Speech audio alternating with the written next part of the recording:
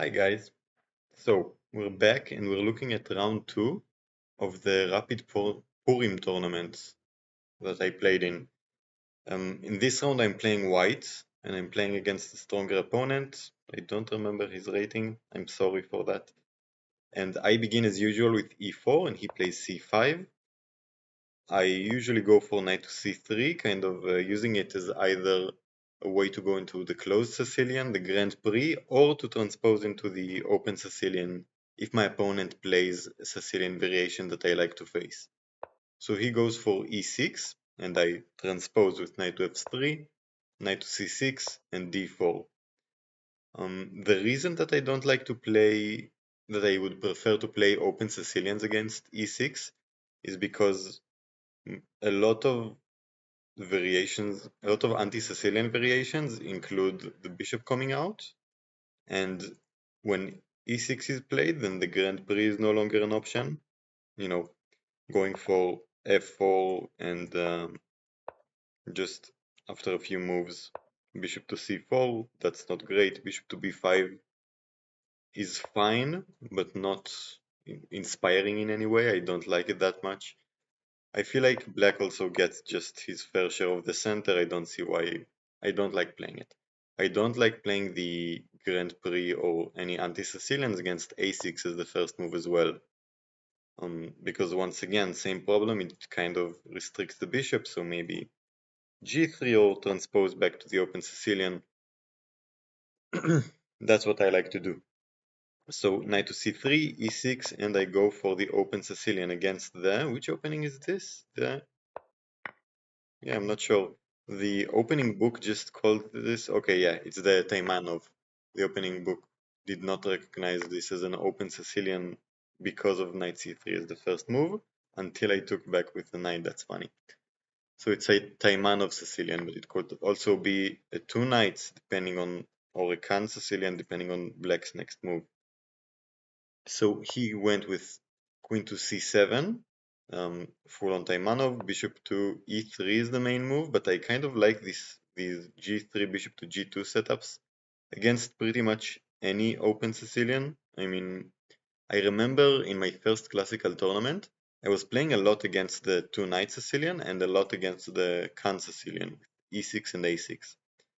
And I found the accounts of a few of my opponents. I played, I think, 3 games against the Khan Sicilian in my first classical tournament.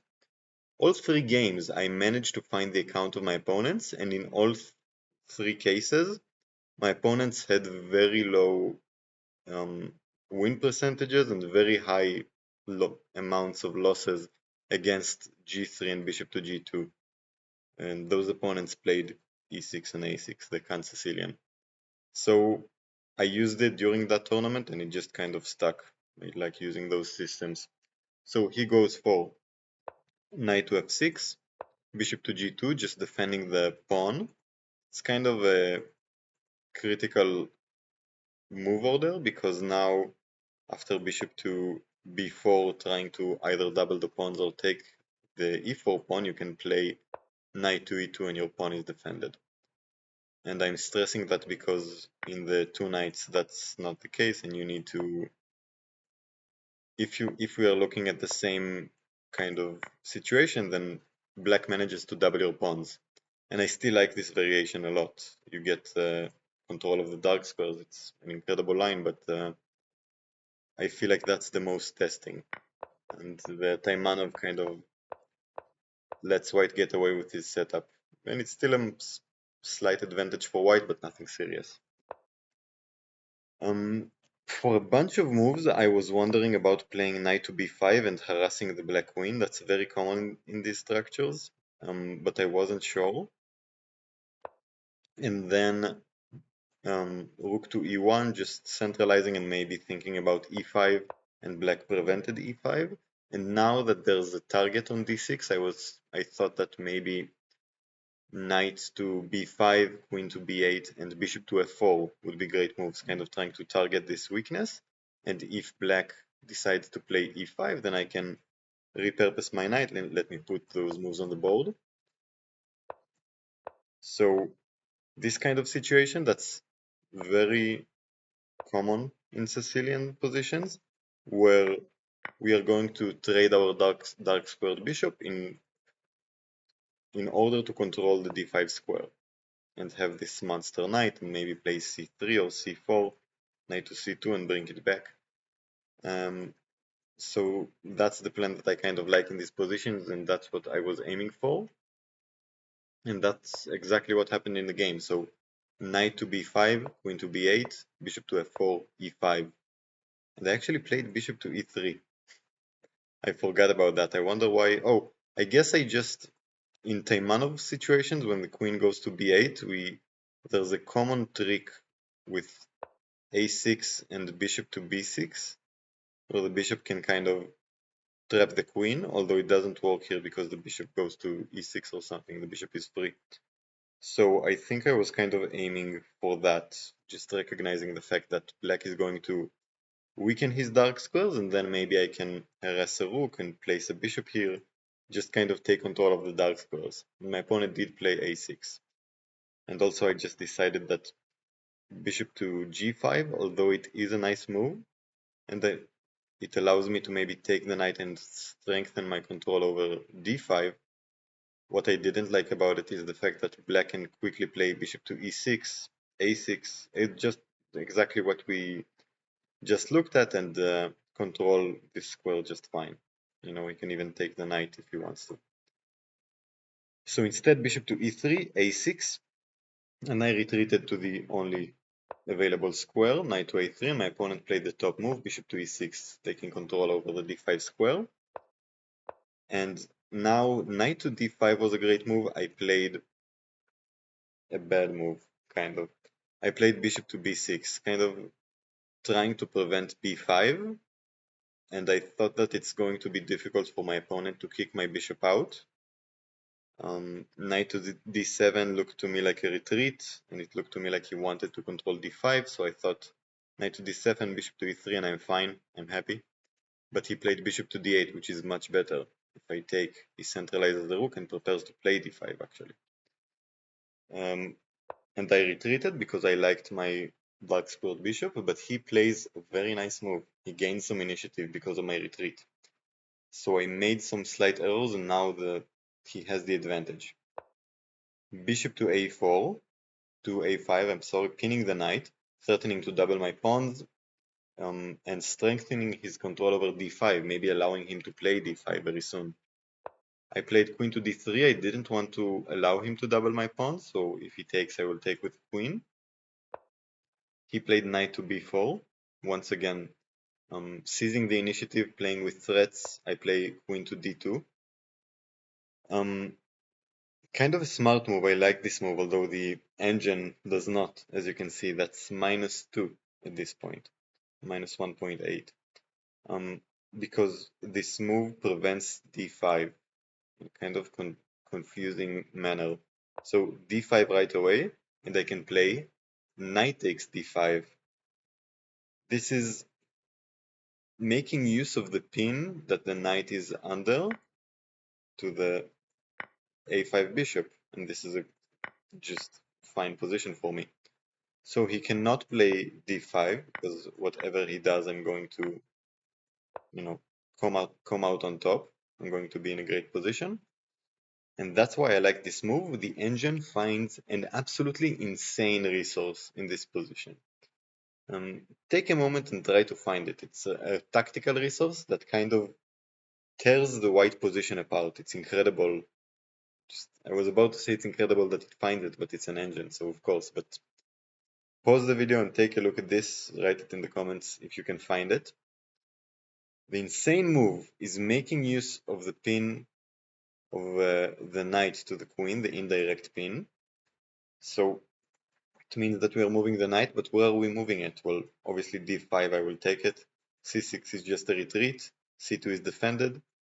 Knight is a2. The knight is pinned, and if I take with the rook, the bishop defends. And I cannot trap the bishop because my knight is under too much pressure. Rook to c8, and my only way to defend it is either to bring my knight to c4, after which bishop takes, and yeah, incredibly complicated. Knight to b1 is obviously bad because of bishop takes b1. Why does not knight c4 not work? Bishop takes, queen takes b5. Wow, amazing, amazing lines. And here, yeah, I had to sacrifice an exchange. And yeah, so obviously, I think my opponent was 1800. Obviously, my 1800 opponent did not find knight takes a2. That's just, if you manage to find it, my hat is off to you. That's incredible. Bravo. If you didn't, then you're no different than my opponent and me. He played queen to c7. So defending the bishop and preparing d5, eyeing the break that I was looking at as well. Once again, trying to prevent e5 myself, I played rook e to d1, seeing that the a2 pawn still needs defending, and that I'm trying to put pressure on d6 and d5, controlling the break. Knight takes a2 is still a move, because I did not solve the pin, and yeah, just best move here was apparently knight to d1. How does that work? And then c3, just trying to trap the knight. Crazy engine lines, yeah. This was a complicated game, which is why the engine gives so many improvements and jumps in the evaluation. It's very difficult to maintain accuracy in such a complicated game. So rook e to d1, just wanting to put my weight off of this diagonal at the end of the day, moving my queen and my rook so my knight will be able to move. Rook to d8, and now is my time to strike. I mean, my opponent is once again preparing d5, and I want to, yeah, he allowed me to just give him some trouble with bishop to g5. And what does he do? I mean, the knight is supporting d5, and if the knight moves, then I take the rook. And if the knight doesn't move, then I take it and double his pawns, and then I don't care if he plays d5. My position is great. So basically what I'm saying is it's now or never for black to play d5. You need to play it right now. And the knight does not want to move, the knight can't move, and the knight cannot be defended without entering a pin. So just my opponent played d5. And by the way, after missing knight takes a2, we are back at equality. So d5 right away, bishop takes f6 is the best move. My opponent cannot make use of the discovery on the queen because I can take. Oh, queen takes? Queen to g5 is mate in 4. I did not notice that. I just saw that bishop takes d8. Yeah, this is much better for me. Up in exchange. So my opponent cannot play any in-between moves. He has to take the bishop.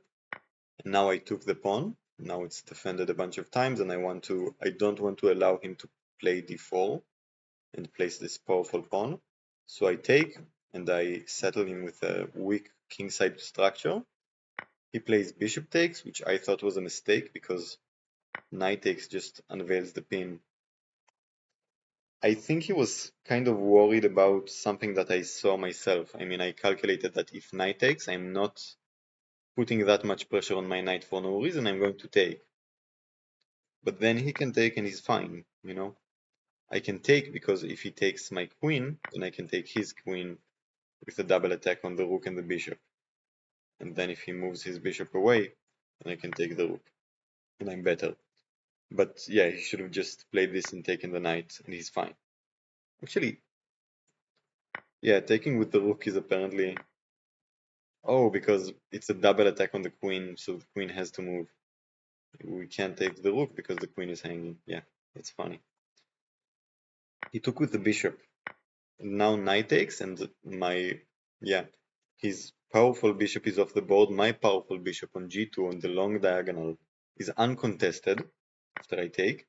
He attacks my queen, and I play queen to h6, recognizing that the h7 pawn and his king in general, obviously, are very weak. I'm eyeing up f6, I'm eyeing h7. Bishop to e4 suddenly looks sinister. I mean, if my bishop gets there, h7 is just, it cannot be protected.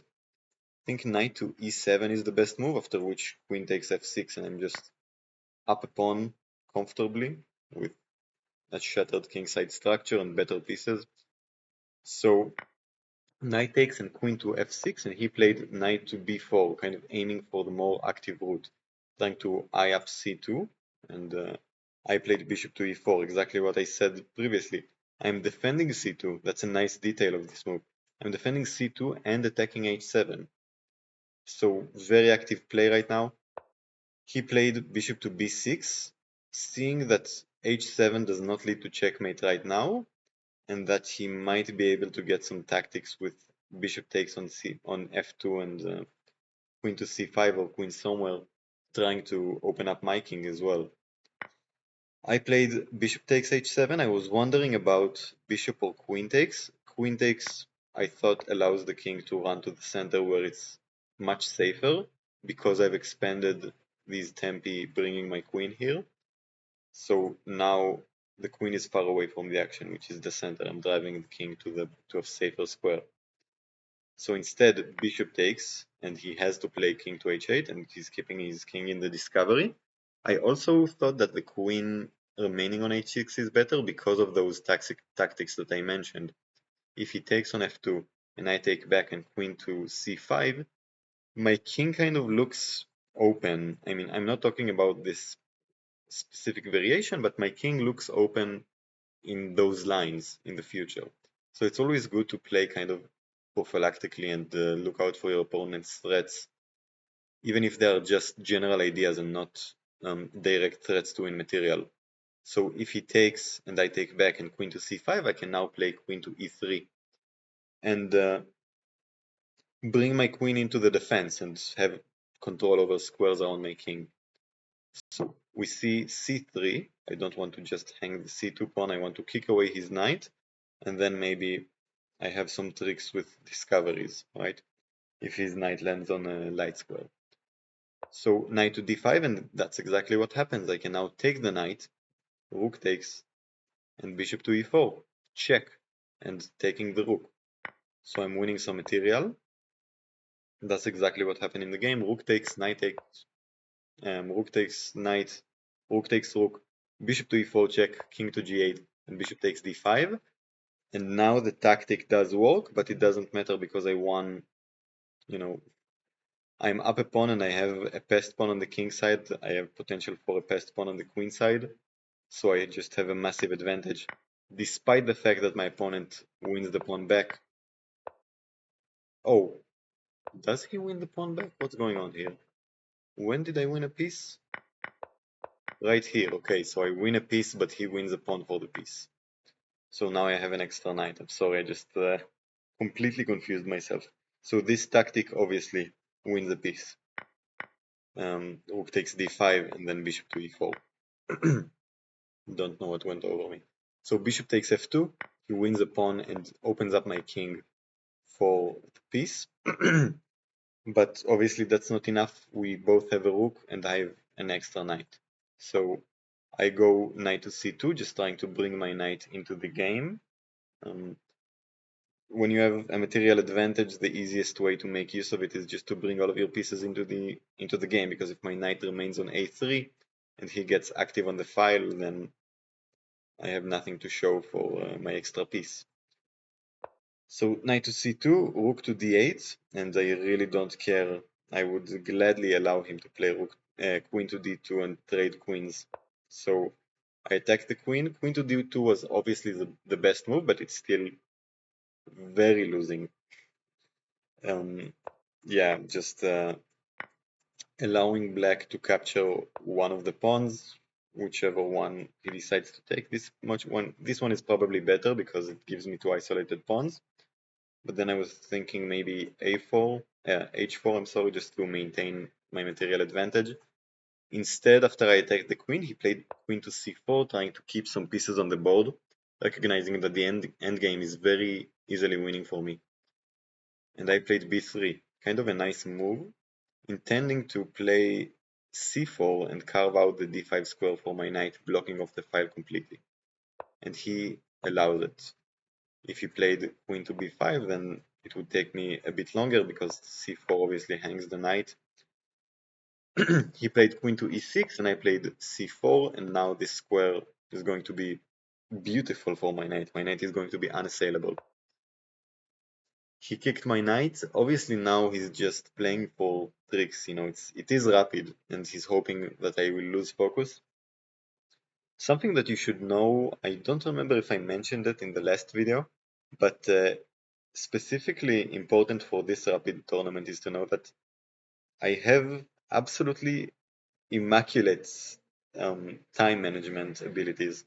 I don't know what it is about my style of chess, but I never have any time trouble. In Blitz, obviously, and I have time trouble just like everyone. Blitz basically begins at time trouble, but rapid and classical, I don't think I very rarely fall below my opponent's time, and I manage to I manage my time very well. I put time on critical decisions and I play quickly and I put pressure on my opponent's clocks. So at this point he was falling below 3 minutes and I had like 6 or 7 minutes. The game begins with 15 minutes per player. Knight to d5 obviously. So what I was trying to say with that whole thing is that my opponent is trying to play for some tricks, but they're not gonna work because I'm the one who's up on time, so I can remain focused. Queen to f5, he tries just to check my king and put it in a more vulnerable square. I play queen to g2, just eyeing up all of the light squares. Queen to c2, queen to f2, just defending my king. And after queen to e4, he has no more checks. He's just playing these basically for no reason. And now he calculates a cute line. I mean, he sees that knight takes f6 is a threat. I'm threatening to win the queen with a fork. And so he sacrifices the exchange, seeing that after he takes the pawn, I cannot take on f6. I'm absolutely certain that he played this very quickly, counting that I will take on f6 and he will play queen to d4 and win the rook. And then it's just a draw. But obviously I see that and I just play rook to f1. And now he's completely losing. The rook takes d5, queen takes d5 and rook to f1. And now f6 it cannot be defended, so I just take on f6. He plays a bunch of checks and he tries to, maintain some semblance of a game still going on with f6, but eventually I manage to win another pawn due to the pin, noticing that he cannot take advantage and grab my rook in some way with some fork or anything, because after queen to c1 I can just block with the rook, and then I just advance my pawns with tempo and trade. And at this point this is just easily winning for me. I play king to f2. If I remember correctly, at this point he already resigned, so king to f2, I'm up 2 pawns and he just has nothing. So that was round number 2. And I am on, let me update the score window. I am on 2 out of 2 against the opposition. So yeah, enjoyed this game very much. We have 3 rounds to go, and I'll see you in. Thank you for watching. Let me know if there's anything that you liked about this video, anything that you think it could be improved. Yeah, thank you for watching, and I'll see you next time.